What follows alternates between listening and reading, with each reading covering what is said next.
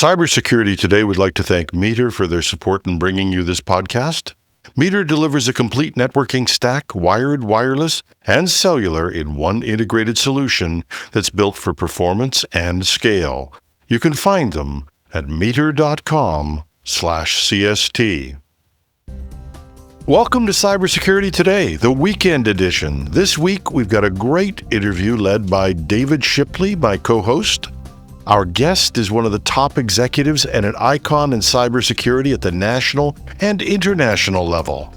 Carey Frey is the Chief Security Officer at Telus, one of Canada's largest communications technology companies, where he oversees programs securing the company's global assets and delivers managed cybersecurity services to customers. That means protecting critical networks at scale and helping organizations strengthen their own defenses. Before joining Telus, Carey served in Canada's communication security establishment in senior technology, intelligence, and cybersecurity leadership roles. He worked across federal departments with global information and communications technology companies, bridging public and private sector security efforts. He's also been an active contributor to the broader cyber ecosystem, chairing the Cambridge Forum on Canadian Cybersecurity, serving as industry co-chair of the Canadian Security Telecommunications Advisory Committee, and helping identify emerging innovators through SignNet. Like some of you, I grabbed a coffee and listened to this interview. That was before I wrote and recorded my intro. I hope you enjoy it as much as I did.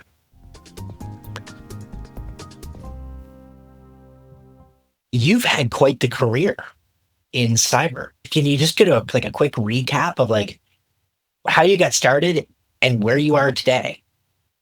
I can. Perfect. Let's hear the Carey story. The Carey story is I started working at the Communication Security Establishment when I was 19 years old as a co-op student, Canada's National Cryptologic Agency.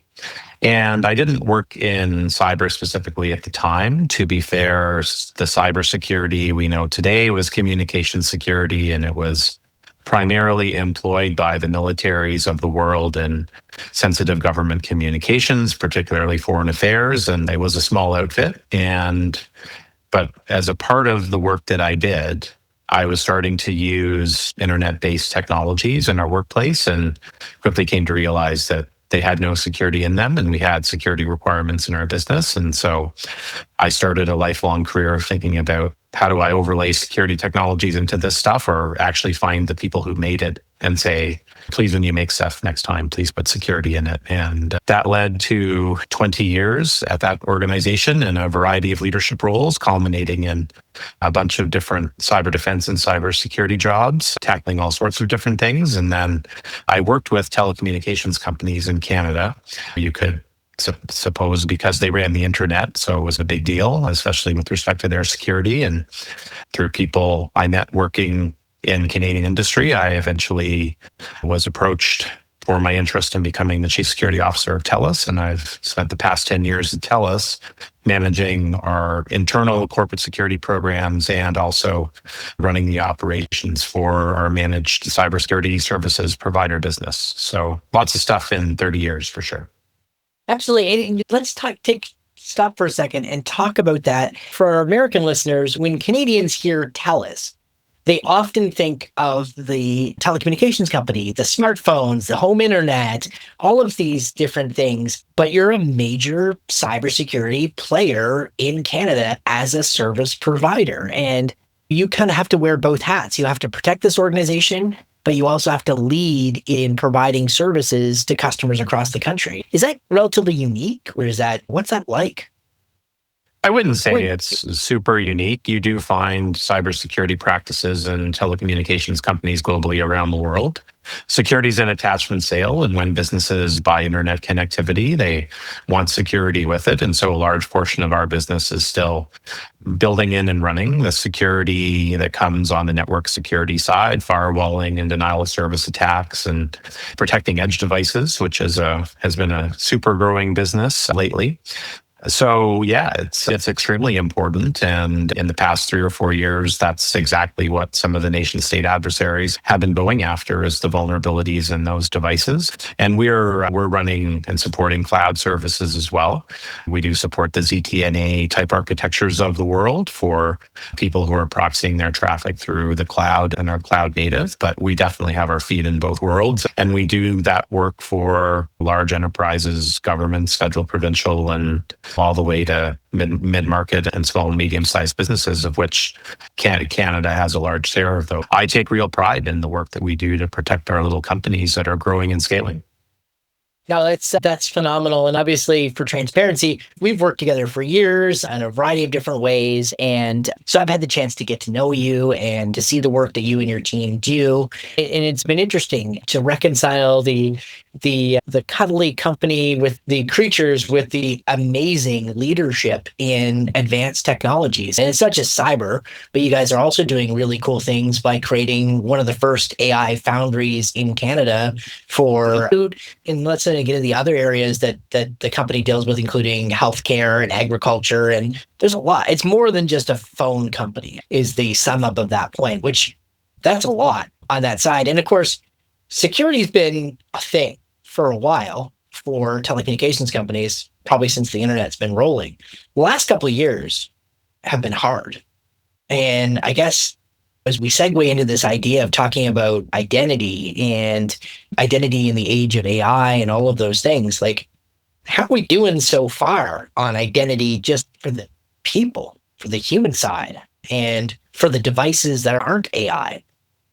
We've never done well on identity, but I think at the beginning of the internet, the stakes were less, right? So a lot of us got onto the internet, and typically how we did that is we got an email address through our ISP. That was the root of trust, right? And then eventually, as other sites came along and put in security, like your online banking, they gave you an account. I laughed because the bank that I started online banking with in 1998 gave me a number and then later switched it to email. And I think they ended up getting a lot of credential stuffing attacks with the ubiquitous credential pair of email address plus password. And I always thought, oh, I'm good because I have this like really weird numeric code that like goes back to 1998. And it's the last thing threat actors will think to use to try and brute force my account. But I remember so for those nerds out there who read Slashdot or remember reading it, I made a post once about the proliferation of all these accounts and passwords. And I said, it's crazy. Like I have 300 plus internet accounts and passwords. It's extremely difficult to manage. It doesn't encourage having like strong credentials, even though that's what all the advice is. And we need to stop this. We need a better solution. And a lot of the other commenters didn't understand. This is how it works, right? You create a website and you get a password. What do you mean there's some other way to do it? So no, it's not a good legacy. And when I was at the communication security establishment in the 90s and the early 2000s, we made a lot of investments in public key infrastructure. And fundamentally, at an architectural level, it was supposed to deliver the identity and the security that we needed for the internet.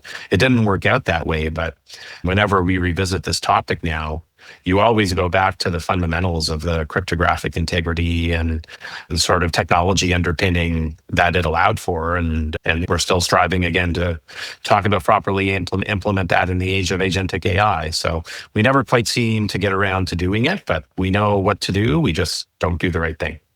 And because I think there might be value in revisiting maybe the lessons learned from this, why didn't PKI succeed? Why haven't we achieved the promise of all of the like really smart people like you and others really thought through this stuff and thought through the math and the process and the other things? Like it wasn't, I would argue, for lack of thinking, but maybe I'm wrong. Like, why? To be fair, I did absolutely no thinking about PKI. That was definitely other people. But I was definitely like a strong user. And the first mistake that was made is that, and it's classic government thinking, right? It's let's centralize control. So PKI, had to be run by somebody. And in those days at the communication security establishment, we were always in a fight with other departments to control that infrastructure, right? Anything that issued keys had to be controlled by us, and it got escalated to the prime minister to make a decision. Are we going to allow the keys to be managed by the communication security establishment or some shared services organization or competing entity. And the competing technology to the centralized, like in trust-based PKI, was SSL, invented by my good friend Tahir Al-Gamel at Netscape. And SSL was a decentralized technology. It allowed you to get an SSL certificate and put it on your web server from a certificate authority, which you could set up and create for yourself, or you could buy one from someone else. And that's the model that set up and flourished for e-commerce. It would have been extremely difficult, I think, in online banking for them to set up and run a public key infrastructure for millions of Canadians. And I wasn't there. I don't know why they didn't go down that path, other than probably SSL and the browser model made it super easy. But you were never supposed to get a user ID and password with Netscape. You were supposed to get an X509 certificate and have that in your browser. And so mistake number two is that was just way too complicated for 99% of the user population. I remember when that worked and trying to encourage people to opt into getting the certificate and using that for the authentication. And it was a lot. It was, people struggled enough with remembering a password. And on the service side of it, you didn't want users you wanted to join your platform to struggle with anything. You wanted a frictionless environment. And so a choice between a complicated high care, high management X509 certificate infrastructure and a password that you created and managed yourself, that was a easy choice for everybody. So we didn't go down that path.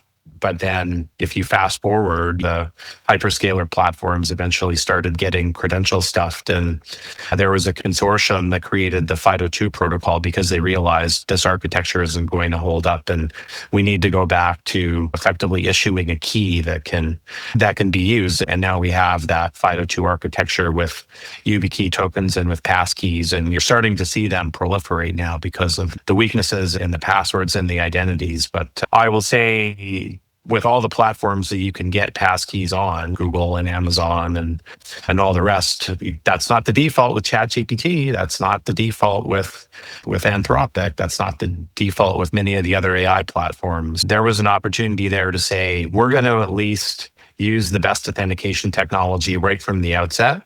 And of course, they didn't. They just took the path of most convenience. And we can talk about when agentic AI and auto browsing comes and the threat vectors that's going to open up, or has already been opened up for the threat actor. But yeah, I think that's the root cause statement, TLDR, some other place, if you can edit this to summarize it. No, that was really good. And what the shame is, for a second there, I thought we were on the redemptive arc of the story, because when PKI, then we went SSL and the username and password and frictionless. And then FIDO comes back to the hero of the story to revive the, no guys, there's a better way to do this. And then right cruelly at the last part of your story, you crushingly reminded me that we will still default back to frictionless with the most popular platforms that have just come out that are driven by the business core need of mass adoption as quickly as possible.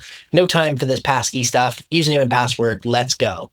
Which, I mean, isn't that the story? It's the choices that we make. And I think that segues well into the choices we're now faced with AI. And let's start with generative AI, just even generally in terms of what people are trying to get access to, use it for, et cetera, and what that means for identity. But then let's get into agentic on top of that. Just to start with the identity problem now with generative AI tools, and from an enterprise or business perspective, what are some of the things that keep you awake at night? Is it the fact that people are signing up for ChatGPT with just a username and password and they're using it for work, even if it's not the official work tool? Is it, where are we at now? Is this new tech? It's hot. It's out there. I feel like Zoolander sometimes. It's so hot right now. But so in an enterprise or in the context with our phone, we implemented FIDO2 phishing-resistant tokens at Telus, and we learned a lesson along the way. And it was a good thing that we did it, because it is very hard to defend against attacks if somebody tries to attack you with a living off the land attack, brute forcing your multi-factor authentication and MFA bombing you and relentlessly harassing people or attacking your help desk to get credentials reset, all that kind of thing. But once we had it deployed, so I'm off, I've got my YubiKey token, and I'm waiting for it to challenge me to authenticate. And it never happens, and it never happens. And at one point, I left the country and I went on a different device, and I still didn't get re-challenged. And so I came to my team and I said, something is going on here. And so they spent weeks doing research. And what was going on was that we did not understand how SSO tokens or bearer tokens work. And if you have not heard of what these things are, it's a little token that when you log in with an application on the web or on your mobile device, it gives you like a little sort of persistent cookie, and it says this person is logged in. And once I had authenticated with my YubiKey, what would happen is the way that protocol is written, if you have these tokens, other applications can then take them and reset their time to live. So and the protocol won't default to what your policy is. It will default to what is the application that has most recently reset that time to live. So even though my authentication was supposed to be happening every 24 hours, what would happen is once I got my organization's SSO token through our SSO platform, then if I went and logged into a SaaS platform with it, like Google Workspace would say, oh, I see you've got a 24-hour policy. My policy is 2 weeks. So, we're now going to keep that token alive for 2 weeks. And so as long as you refresh that authentication, you could just go forever and ever. And if you don't believe me, just think about your mobile phone, because just ask yourself the challenge question. When was the last time this application on my mobile phone asked me to log in? You'll probably think, I have this application, but I haven't gone into it in 45 days. And so it forced me to log in. Yes, because you exceeded that 2-week or 30-day period of the timeout. So with the rare exception of like online banking apps and ones that sort of demand that we authenticate all the time, most of these are designed to just do everything imaginable to keep you logged in so that you don't ever have to think about, oh, maybe I should delete that app or I'll offload it off my phone. Or if you're on an e-commerce platform, like where you can buy something, they want you to be authenticated. So when you get that emotional impulse to go buy that thing, nothing's going to stop you, right? It's in your cart. It's click the buy button now. And the last thing we want is some prompt coming up saying, hey, wait a second, we should really authenticate you. And then maybe send a 6-digit code to your phone or ask you to go to an authenticator app or ask you to supply that passkey. Nobody wants that in the customer journey. So we've got all these incentives to basically use these bearer tokens. And we don't just create them for individual team members or consumers. We also use them for applications to talk to each other. So the big attack that happened with the SalesLoft Drift AI application with Salesforce, how that threat actor succeeded was they got into a cloud storage bucket and they found these passive tokens and they were able to use them to log in. So these things are littered all over the internet. They're on our devices, they're in our web browsers, they're sitting as credentials stored in places which threat actors are increasingly getting access to: chat sessions, email, file repositories, desktops. And once you've got this thing, it's hot, like it's live. You can just take it and go to a site and log in. And it doesn't even challenge you if it's like a different device or a different location in the world or something weird about your authentication. Most of us have authentication platforms that can do these things, but we don't have them configured to do it because we just want to pretend that the next to nothing authentication setting we have is good enough. And unless your organization has been really mindful about using an IDP, the pings or octas or entras of the world, and have really thought about the configuration settings of these, not just how they work with the individual one, but how they work in a broader ecosystem of other SSO technology, you can really set yourself up for being in big time trouble if your session tokens get stolen and your SSO can log you into everything. And it's interesting, like there's a lot to unpack there, but there's a lot of truth. I'll be honest, I'm in this space, in this tech side, and the idea that the bearer token gets extended this is new to me. Oh, and when you start thinking about this, my actions as an organization have to really be thoughtful. This is a lot to ask. And as you scale down, if this is something large enterprises have to spend teams and resources to dig and understand and work through, what hell hope small, mid-sized businesses have around some of these things. And then you were mentioning about conditional access. And what's interesting is we saw with the Genesis marketplace how clever attackers are getting at, hey, we got the token. It needs to be in this browser and needs to come from this geography. And you could literally go in a Amazon.com kind of equivalent experience. I want to pwn this person. I want to impersonate them, pin me up. And it did all the work. It really had an impact. And this idea of session cookie theft is the amount of stories that I've talked about on this show where it's, okay, what was the root cause here? Session cookies got stolen. But I thought that I could hear the FIDO2 folks in the back of my head. You can't get the token. You can't get the bearer pass. So how is it that they're getting stolen? Oh, you can. There are exploits. You can absolutely steal them out of the web browser. There's a company called SquareX, just got acquired by Zscaler at Black Hat last year in August 2025. They did, which I think was the presentation du jour, like of the whole conference, which they listed out a whole bunch of extremely valid attacks of how you can compromise these session tokens. But there are so many other ways. InfoStealer malware is so prevalent today. I think it's basically coming preloaded on millions of devices all around the world.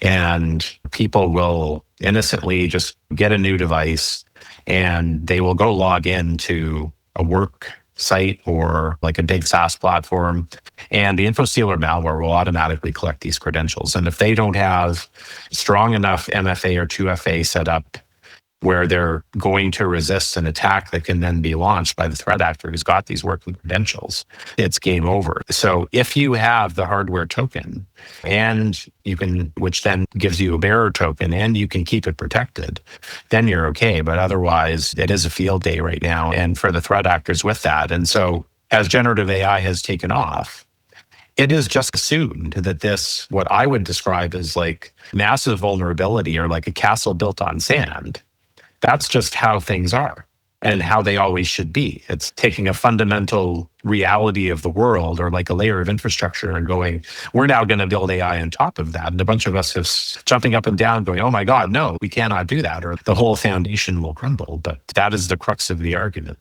And we're doubling down, like we're all in on black at the casino on the craps table when we're talking about agentic AI with this problem. So thus far, we have a handle how the fire got started, which was frictionless, convenience, decentralized, easy to use. We had a moment of hope, but then attackers evolved, which they always will evolve relative to this idea of the bearer tokens and other things. So we didn't fix the problem on the human side. It's bad. Dumpster fire bad.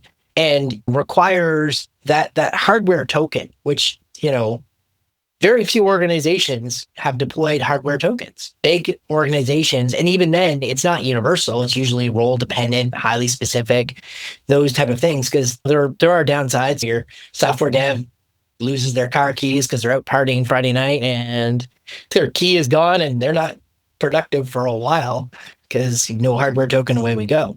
But let's pivot into agentic AI, because you've been doing a lot of thinking and working and talking about these issues, and you get a chance to work with some pretty cool companies like Palo Alto and others. So we know it's going to be bad if we don't change. What's good look like? What really do we have it figured out? Do we have a path towards good, or is it we need to just have the conversation of, guys, this is not good enough?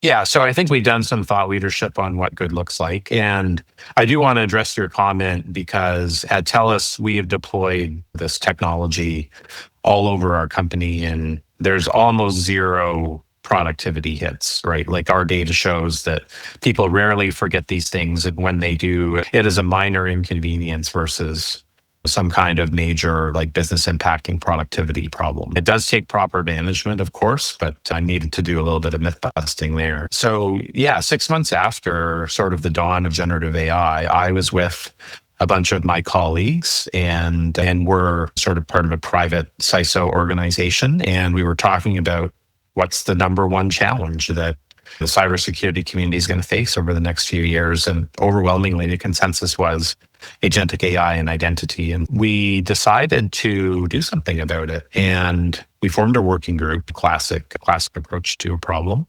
And in that working group, which included a number of folks who'd been a part of the 502 work, we started looking around at what does good look like for identity. And there really were very few resources. There's almost nothing that NIST has outside of one guidance document. We were looking for something sort of the equivalent to the NIST framework for cybersecurity, but for identity. And it just didn't exist. And some of our working group members talked to those types of organizations and they said, yes, you're right, it just doesn't exist. So we decided to write it ourselves. And about a year later, we produced the SignNet Handbook on identity. And what's in that handbook is a maturity model that we developed. And Telus was one of the sort of example organizations that we developed it based on and also tested it against. And it really is comprehensive in terms of allowing organizations from the very smallest to the very largest to figure out where they are in managing identity and how they can get better and what to do. And second, the guide talks about these fundamental vulnerabilities that exist in the what are now 25-year-old protocols, OAuth and SAML, and all of these things that are behind authentication and single on web applications, and makes recommendations for how we can improve those. And they're pretty easy recommendations. Like, number one, you can stop using these bearer tokens, right? You can actually force authentication when a trust domain changes. And what I mean by that is it's a concept from Active Directory. Like if you were in the HR department and you went to authenticate something in the finance department, it would say, hang on a second, I'm not sure if you're allowed to have access to stuff over here. I'm gonna force you to log in again. But yeah, the idea is you jump from like a SaaS platform to a different SaaS platform, or you're inside your company and you're going from, say, a very operational kind of authentication area into a very administrative area. It's the kind of thing where you configure identity to say force an authentication, and let's really make sure that this isn't a threat actor who's impersonating someone jumping laterally all across their enterprise, and force the person to prove who they are and what privileges they have. So we called that out in the guide, and we subsequently drafted a letter, which is available on Medium. And so that was a call to action by the industry. So the identity guide for CISOs is there for individuals who manage security and identity in their enterprises and in their companies, to give them a roadmap of what they can do. And then the letter is really a call to hyperscaler and SaaS and AI platform companies to say, hey, as we go to agentic, it's super important that we up our game and change some of our behavior here. And there's very prescriptive and specific steps that we believe those companies need to take to do that. And I just want to go back. So I'm listening to the show. Where can I go to read SignNet Handbook to get up to speed on this? You can go to the Security Innovation Network website. You can just Google SignNet CISO Identity Handbook. You can also find it on Illyria.com. And if all else fails, just go to my LinkedIn. And I've got all the links to all of those things there in my posts. Super easy to find and free resources. Now, I'm going to fully acknowledge I'm a cybersecurity vendor. And so what I'm about to say is hilariously there. But so someone listening to this and they're the skeptical CISO. Is this a vendor pitch? No, it's your peers, right? Like this is Absolutely. This is not something, buy my identity solution and all your problems go away. This is, here's what we think are the best practices and frameworks to tackle this issue. Yes, absolutely. And of course, there are vendors involved because they have important insights into things. But yes, this was written by people who run big identity platforms in the background at these companies, places like Google and Microsoft. And it also includes startups. For example, a startup called Illyria was a big part of it, whose CEO is a guy named Jen Alcove. And he ran security at Microsoft for many years, made a lot of improvements to Active Directory, did the security behind the Xbox, later moved to Salesforce and was their CISO for many years. He's one of the most knowledgeable people in the world. Like I would probably say top 5 when it comes to these issues and these questions. And plus he knows everybody that was ever involved in creating these standards and creating the reality. Yeah, you have a highly expert group. We don't have a commercial agenda. Jim's company has a very interesting solution where they're working on, pulling data out of large sort of tech debt repositories and enterprises up into a control plane that they believe that they can use AI on to help alleviate some of the challenges that we have in the identity pedigree that exists in organizations like a Telus that have been around for decades and have different challenges just starting off with a greenfield architecture. So there's a whole mix there, and there certainly are identity companies doing interesting things, but I don't think anybody has nailed it yet for agentic AI. I don't think there's a single place you can go and they can say, yes, I can solve your problem. It's still a capability that you have to stitch together between the inherent behavior and platforms and a bunch of identity management and overlay technologies you need to be successful. And I want to step back because when we're talking about this journey about identity from the early days of the internet to FIDO2 and to the generative AI, the kind of the first part of our conversation, we were pitted between robust security, PKI, and FIDO2, as FIDO2 as a purist would want to implement it versus some of the more convenient aspects where you can share tokens across multiple devices, et cetera. And then this constant human drive towards frictionless, convenience, easy, get it done, et cetera. But what I thought I heard when you described what SignNet has proposed with this, particularly with this idea of hardware-based tokens and other things where the authentication can be fast, it doesn't require high cognitive load for the user, can be quick, that we don't have to have this false trade-off, that maybe there's a balance. Is that a good way to sum that up for folks listening? Is like what you're proposing with SignNet actually, with the framework that's been there, is we found a middle ground? Yes, I think so. I don't know if I would describe it as a compromise or middle ground. I would say that there are some behaviors today which we know will just basically mean a complete lack of security in agentic AI if we don't fix them. And I think it's important to describe what I mean by that. So if you take an auto browse use case, and what I mean by that is, so today or soon, you'll have a capability in your favorite AI application, Gemini or ChatGPT or Claude or whatever, and you'll be able to spin up a little agent and have it use your web browser for you. And you'll be able to automate what it does. So you'll be able to ask it questions like, hey, Gemini, I'm looking for a security camera on Amazon. Can you go tell me what like the best 3 security cameras are for my house? And it will use the credentials that you have stored in your Chrome password manager, or later on, it'll connect to 1Password or LastPass or some kind of third-party repository, and it'll get your credentials for Amazon out of there, and it will log in as you. And then it'll come back and it might say, hey, I found what you want. Do you want me to buy it on your behalf? And you'll say yes. And then it will go get your credit card from your wallet that you have in your web browser, or, whatever it has access to where you stored your credit card number and those credentials. And it'll go through your checkout process. And the next thing you know, security camera in a box shows up at your house. And it will have done those things as you. But like I said, you've got all these cached credentials and SSO tokens laying around.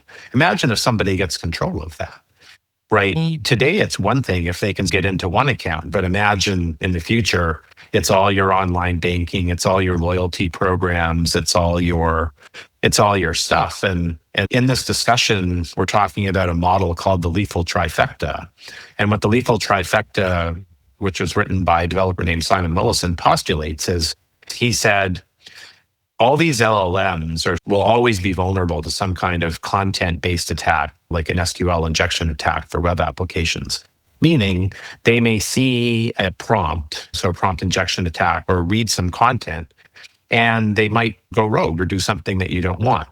And if that type of attack succeeds, and they have this pervasive lateral access to all of your stuff, and they can exfiltrate data or perform harmful actions all at the same time, right, with no sort of fire breaks or guardrails to prevent it if something goes wrong, then if someone gets into your agentic AI capability, whether that's at work or whether it's in your personal life, it can do a whole lot of damage, and it can do it fast. It can drain your bank accounts. It can delete all your emails, delete your photos. It can go into work and it can impersonate you, send emails, take a whole bunch of drastic actions, like maybe cause outages in your systems.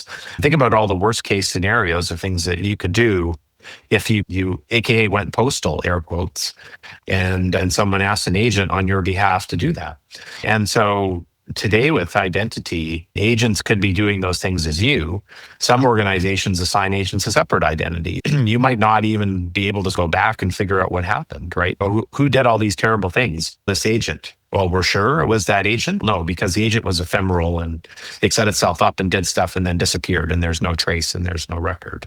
So identity isn't just about authentication. It's also about establishing the audit trail of what you did when you were logged into things. And we face a very real situation with agentic AI where we either don't know who did things or have no ability to trace the forensics back and work out what happened. That could be the world that we could be living in. What I love about our conversations, and it's been consistent over the years and on this as well, is every single time I think I've found something really scary, you're like, oh, wait, you haven't thought about this. And I think you take some enjoyment in that, which is great. Because I'm going home and hugging the teddy bear a little bit tighter tonight, thinking, ugh, because something that you said there was just so, it's brilliant. This idea that an ephemeral agent, because I had been worried about an agent that someone was conscious of, aware of, acting on their behalf. But I hadn't really taken it to the next level of saying the agent gets installed, does its thing, cleans its tracks up, deletes the logs, and is gone. And it can create sub-agents who can do those things on its behalf. So even if you keep your agent around, you go to it and say, how did all this stuff happen? You're like, I don't know. And then I guess, better to be a telecommunications CSO than a bank CSO right now, because I'm thinking about the banks that are struggling with the current levels of cyber-enabled fraud and cybercrime and people's Android devices getting pwned, and all of the data signals they have is, now, David, you logged in and you transferred your money, man. Sorry, this had your password. This is your password. You logged in. It did this thing. That's tough luck for you. And, because I don't know if the average Canadian who would be able to find the forensics, or even if the forensics would even be there, if this is clever enough to do that. So that sounds. And then it becomes he said, she said. This money's missing from my account and it wasn't me. What proof do you have? None. I just know that it wasn't my fault. And yeah, so we're in that situation a little bit. But yeah, this has just got the opportunity to pour gasoline on the fire for sure. And the reason why this is very timely is on Monday we've seen a lot of these supply chain hacks. So NPM is getting lots of different popular developer packages are getting owned. One called Syne gets owned. And what the attackers did was insidiously clever and almost foreshadowed exactly what you just described. The post-install script for this compromised version of Syne installed OpenClaw. It put an agent in play. And I was thinking about, oh crap, this is so perfect. Developers use these tools. Go and do what security awareness guys like me have told people to do. Make sure you patch your software. They went and pulled down the latest version of the software. Got themselves pwned with a potential. Remember in the olden days when we just used to worry about backdoors, much less malicious AI agents being in our software? We don't know about it. Yeah. Malicious AI agents that can actually cover up their tracks and make classic malware look quaint. Ow. But I'm struggling, and I think folks who may be listening may have the same problem, but they're probably smarter than me. How does the framework that you've proposed change that story that we just talked about? Help me understand what success looks like when we've got hardware tokens that are plugged in and there's still an agent and it can just call the hardware token. So how about no agent gets activated without there being a cryptographic key generated, which can control the agent, right? So for example, if I pick on Gemini again, Google could put in an architecture and it could say every time you want to say, hey, Gemini, new agent, it just creates a little cryptographic key and it says everything this agent's going to do now and inherits the root of trust from that cryptographic token. Just like your mobile phone when it activates, right? There's a little key in Apple's public key infrastructure. And then I don't think people realize that when it says device activating, really what it means is we're creating a cryptographic root of trust and audit trail. And then when you want to have your phone erased, basically, we just delete that key and then the whole thing collapses, right? The threat actor can't use your phone after that. So that's exactly what we should have for agentic AI. Yeah. And that would go a great deal to solving that problem. The other is to use proof tokens instead of bearer tokens, right? The proof tokens are the ones that will say, hey, hang on a second, I don't know who this is. Right? This person says they're Carey. Now, I know some things about Carey, like he typically logs in from this device and he works at Telus, and I've got some information about him in my profile. And gee, I don't know. It's something is presenting me this token that says I'm Carey. I'm not really sure. I'm just going to force an authentication. And then if the agents are programmed well, they'll come back to you and say, hey, Carey, I'm trying to log into this thing and it's stopping me. I need your help to come do this. And that would deter so much of the threat actor activity. And there's many more things. If maybe I can just pick one more example. Talking about delegation of authorities, and we're talking about delegating your authorities to agents. So I use this example of buying in the shopping cart. Maybe the Amazons of the world should say, to start with, agents can't buy anything that costs more than $500. And then it's like only humans can buy things more than $500. Or even better, in my Amazon profile, I get a setting that says human intervention is required to approve a cart purchase above a dollar setting that you create. And the example of this I love to use with people is in Microsoft Outlook, like delegating your calendar and your email to an executive assistant at work, because when Outlook came out, it didn't do this, right? And so the way that people got around that is they just said, my executive assistant should log in as me and impersonate me. That's how it was done. And then eventually, of course, it caused a breach because someone maliciously started accessing things that they shouldn't have seen as an executive assistant. And so we got those delegated capabilities. I can go into Outlook or Gmail and say, this person in my inbox, they can read only, or they can like edit and modify and delete. So I would like to see those fine-grained permissions in all these platforms, because you know what? I might let an agent read my email, but I don't think I'm going to let it delete them. And so if we think about these things in our head, like what are our fire breaks for when we don't want something rogue running off and doing something malicious? How much of a wire transfer or an Interact-like transfer would you let an agent do? How much would the institution let you do? Copy and paste might be fine, delete not so fine. We can easily put in role-based access control. Maybe it's not that easy, but it's a good thing for the world if we do this. And it exists in lots of platforms today. And if the agents have the ability to have fine-grained access control, then we can really put guardrails around what they're allowed to do. So it is totally possible to get this world with the things that we know how to do right today: the cryptographic integrity, the fine-grained authorization, the guardrails around the lethal trifecta that I talked about. We do those things and we'll be fine. But history has told us our temptation. Now we don't do these things. Yeah. We will avoid these things. And you and I have talked, and I think we've often joked that the scariest words can often be, whether they're Washington or Ottawa, I'm from insert capital and I'm here to help, or government is going to solve all these problems. But is there a role for government? Is there a role for regulation in this? Or is it the market? Is it, hey, you know what? Actually, Microsoft, Google, Apple, you three companies could make a choice here, and that would set the tone. And where does... There are three answers. So there's Carey Frey's desire to have the old style, if I can call it that, liberal democratic, like market regulatory apparatus working on high tech. I spent a lot of years trying to do that and no one was having it. Right. I do think it would do some good. There was a novel written many years ago called Database Nation that basically said, if we'd introduced basic smart regulations to data privacy 30 years ago, we would have never had this problem with all the data breaches and needing privacy legislation. And the arguments in that book are still 100% correct. But unfortunately, we don't live in either an industry or a regulatory context or a political context where that's going to happen. I don't have a crystal ball, but sitting in my chair right now, I would safely say we will never see any form of effective government regulation on these technologies. And with just raw capitalist market dynamics, yeah, everyone's going to do what's going to make them the most money. So we will go through, therefore, we will go through a cycle where bad things will happen.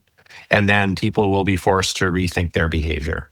And my advice to everybody is do the things now that we know are smart. So it's not you that the bad thing is happening to, right? Or try to sidestep it as much as possible. What I mean by that is you can wait. You don't have to use auto browse on day one.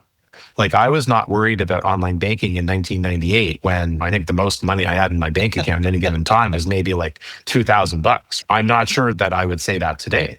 Look at your situation, look at your risk. And yeah, I mean, there's probably millions of people that auto browse will work for fine. There's probably all kinds of Gen Zers that are like, I just want to get Uber Eats and buy stuff on Amazon and it's low table stakes and this is making my life easier. I am all for that. Should CFOs be doing corporate wire transfers with agentic AI? Probably not. So we really need to do the work to say this stuff is okay, this stuff is not. We need these kinds of capabilities in place before we give the green light to do it in those contexts. And I think that's going to be the reality that we'll be in. And listeners and viewers, like the amount of times where I have been wrong and Carey has been right, where I have literally been, I not only look like Charlie Brown, but I feel like Charlie Brown, where I hope that smart legislation is about to come into play and maybe it could be that thing, only to have Lucy, i.e. the government, yank the ball at the last moment and I go spiraling hilariously if there is not zero. Carey's prediction on this one is probably pretty sound, both historically and certainly in the context of our conversations back and forth of, no, this time, honestly, they're going to get regulation right. You know, eventually I'll catch up to the wisdom that you have. You have a few more years on me and a little bit more experience around this. But I think you're right that we're going to have to scrape our knees before we come to the truth of this. I really like the point that you made is that if you're listening right now and you really don't want to scrape your knee, there's a way to avoid it. And it's there now. And we have the tools now. You don't have to wait for big tech or big government to do something. You can do this. It is a choice. I really appreciate the time today. I always learn from our conversations. I think you've given some really good practical advice. And hey, I'm going to go and check out the handbook a bit more. I think it's a great idea for our company to figure out how we can align to these principles and be part of that example. One thing I'd love to ask, you've dropped a couple of different books. I think you mentioned Database Nation, a few others. What's something else that folks who are interested in this issue of agentic AI or security in 2026, any other suggestions of things people should read or research papers or other things? No, I don't think there's a lot that you can read, actually. And we're not in a reading kind of time. We're in a internet, social media content kind of time. So I will just say there's lots of other podcasts and things of this nature. So yeah, there's many different flavors of it. The SignNet group is working on a handbook for AI that will cover some of this ground. So we can look forward to that later in 2026. But yes, I would say, go to the source of some of the content I've mentioned, and then you will see many other resources stemming from there, other forms of online media to consume. That's where the discussion, the thought leadership, everything's playing out, and I think where people will find it most beneficial. Awesome. Carey, thanks so much for the time today. I know you're super busy. Again, listening to what your job actually entails is always, but you clearly have fun. You're clearly making an impact. Thanks for the time today for this. And just really appreciate the conversation today. Thanks for having me. And that's our show. Thanks to our guest, Carey Frey, Chief Security Officer at Telus, and thanks to David Shipley for an excellent interview. This show is made possible by our sponsor, Meter. Meter delivers full-stack networking infrastructure, wired, wireless, and cellular to leading enterprises. Working with their partners, Meter designs, deploys, and manages everything required to get performant, reliable, and secure connectivity in a space. They design the hardware, the firmware, build the software, manage deployments, and run support. It's a single integrated solution that scales from branch offices to warehouses and large campuses to data centers. Book a demo at meter.com/CST.